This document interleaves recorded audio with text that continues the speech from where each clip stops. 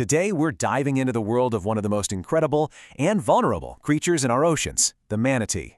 You see, they're living a slow-motion life in a world that just won't stop speeding up. This quote just nails it, doesn't it? It perfectly sums up the challenge they face. They're built for a totally different rhythm, a slower pace, and that puts them on a collision course with our modern world.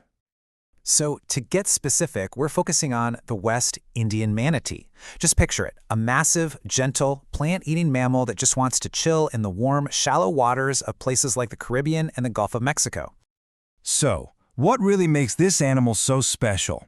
Let's get up close and personal with this peaceful behemoth.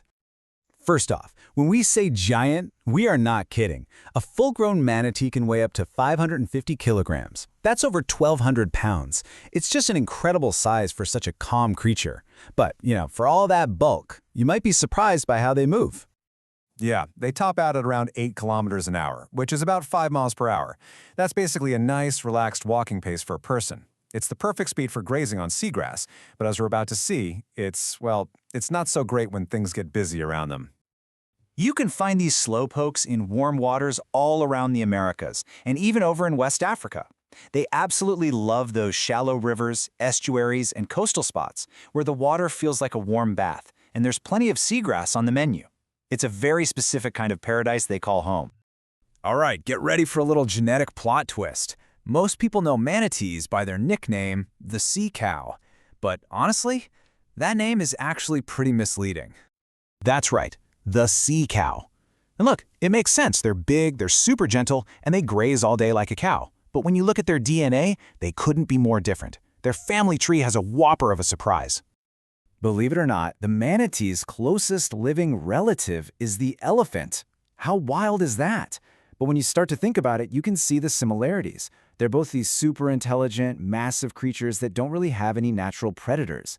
So while sea cow might describe their lifestyle, sea elephant is actually a lot closer to the truth. Now, being a slow, peaceful giant is one thing when the world is quiet.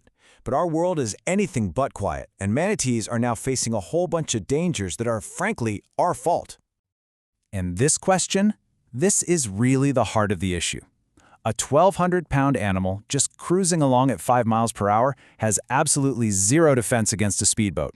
The physics of that encounter are just brutal and unforgiving. Collisions with boats are the most direct and devastating threat for sure, but they're not the only one.